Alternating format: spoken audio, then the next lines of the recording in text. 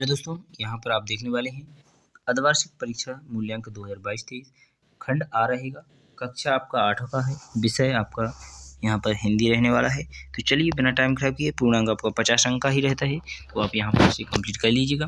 तो पिता माता की ये तो आप भर ही सकते हैं अच्छी तरह से। चलिए वीडियो को बिना टाइम खराब किए स्टार्ट करते हैं, ठीक है। तो यहाँ पर सबसे पहले आपको इस कार्यक्रम को अच्छी तरह से पढ़ लेना है, इसके बाद इसके आंसर आपको आगे देना है। तो यहाँ पर आप देख लीजिएगा, शासकीय पूर्व यहाँ पर गुना भी दिया गया था। तो पहला क्वेश्चन लिखा है, खिड़की से शरीर का कोई अंग बाहर क्यों नहीं निकालना चाहिए।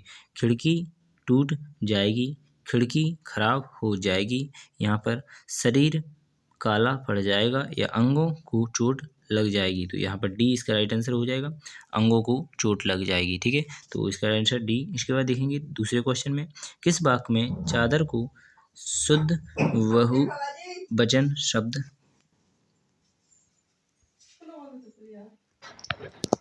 यहाँ पर दूसरे क्वेश्चन में पूछा गया था आपको, तो यहाँ पर आपने देख लिया होगा।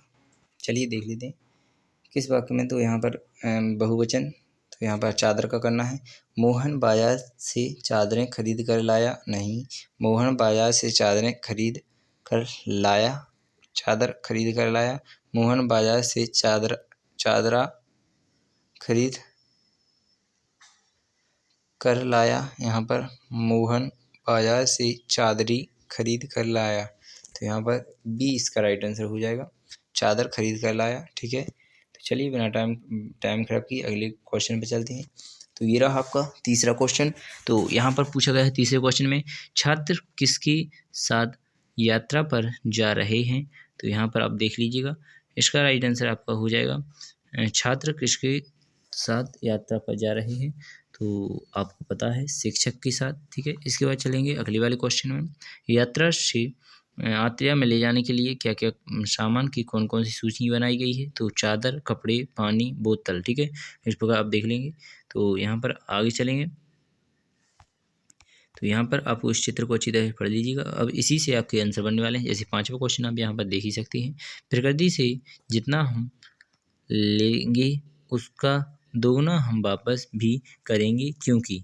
तो यहाँ पर आपको देख लेना है, प्रकृति हमसे दोगुना करके वापस मांगती है, दोगुना वापस देने से प्रकृति संतुलित बनता है। तो यहाँ पर आपका बी द राइट आंसर हो जाएगा, ठीक है। तो यहाँ पर आपका रहेगा, दोगुना वापस देने से प्राकृतिक संतुलन बनता है, ठीक है। तो इसके बाद चलेंगे आगे, मांगती थोड़ी ना है वो। तो यहाँ पर छठवां क्वेश्चन देखेंगे आप। तो यहाँ पर छठवें क्वेश्चन में लिखा है, विश्व पर्यावरण दिवस मनाने का क्या कारण है। तो यहाँ पर विश्व पर्यावरण दिवस मनाने का क्या कारण है। तो यहाँ पर आप अच्छी तरह से देख लीजिएगा। तो यहाँ पर प्रकृति के प्रति, तो यहाँ पर है जागरूकता, ठीक है। तो प्रकृति संरक्षण के प्रति जागरूकता, ठीक है, प्रकृति से लेने का भाव जागृत करना, ठीक है। तो यहाँ पर बी इसका राइट आंसर हो जाएगा। सातवें क्वेश्चन को देखेंगे, पोस्टर में दिए गए चित्र किस बात का प्रतीक है। तो यहाँ पर इसको आपको देख लेना है, प्रतीक प्रकृति मिटाने का, प्रकृति बनाने का, प्रकृति से लेने का, प्रकृति को देने का। तो यहाँ पर प्रकृति को देने का है। तो इसके बाद चलेंगे, विश्व पर्यावरण दिवस मनाते हैं। तो यहाँ पर केवल राज्य में, केवल जिले में, केवल देश में, पूरे विश्व में। तो इसका राइट आंसर हो जाएगा, पूरे विश्व में मनाया जाता है। चलिए नेक्स्ट क्वेश्चन आपको दिए गए हैं, क्वेश्चन नंबर 9 से जो क्वेश्चन है आपके वो यहाँ पर आपको दिए जाएंगे। तो यहाँ पर पहले नंबर पर मुहावरे दिए गए हैं, तो इनको आप कंप्लीट कर लीजिए। जैसे मोती के लिए, तो यहाँ पर आपको अच्छी तरह से देख लीजिएगा, मोती के लिए। तो यहाँ पर आप पहले पढ़ेंगे, रहीम पानी राखिए बिन पानी सब सून, पानी गए ना उभरे मोती मासन चूर। तो यहाँ पर मोती के लिए, यहाँ पर मानुष के लिए, ठीक है। तो मानुष क्या करेगा, तो यहाँ पर मोती क्या करेगा, इस वाक्य में आपको पंक्ति में आपको दिए गए हैं पानी। तो यहाँ पर मोती के लिए आप क्या करेंगे, और यहाँ पर मानुष के लिए आप क्या करेंगे, ठीक है। तो यहाँ पर इनके अर्थ आपको कंप्लीट कर लेना है। तो चलेंगे नेक्स्ट क्वेश्चन, यानी 10वें क्वेश्चन में। तो यहाँ पर लिखा है, उपयुक्त पंक्ति में छंद की है, छंद का नाम एवं उनकी विशेषताएं लिखिए। तो यहाँ पर छंद का मित्रक छंद आपका यहाँ पर इस प्रकार आप कंप्लीट कर लीजिएगा। तो चलिए 11वें क्वेश्चन का आंसर देख लेते हैं, पत्र कितने प्रकार के होते हैं? तो यहाँ पर चलिए इनके इसके आंसर प्रोवाइड करते हैं। तो ये रहा आपका इसका आंसर। पत्र दो प्रकार के होते हैं, औपचारिक पत्र, अनौपचारिक पत्र। संबंधों को लिखी जाना वाला पत्र और अनौपचारिक पत्र कहलाता है। चलिए इसके बाद चलेंगे 11वां क्वेश्चन आपने कंप्लीट कर लिया है। चलिए 12वें क्वेश्चन को यहाँ पर देख लीजिएगा। तो 12वें क्वेश्चन में आपसे क्या पूछा गया है, तो यहाँ पर आप लिख लीजिएगा। वह मन की मन बड़े देव को मनाने लगी, बड़े देव को मेरे बाबा को बचा लेना उस प्यास से। तो इस प्रकार आप इसे देख लीजिएगा। चलिए इसका आंसर आप देखना चाहते होंगे, तो ये रहा आपका 12वीं का आंसर। तो ये रहा आपका वह मन ही मन। यहाँ पर आप इस प्रकार से इसका कंप्लीट सोल्यूशन कर सकते हैं। चलिए बिना टाइम खराब किए अगले वाले क्वेश्चन को देख लेते हैं।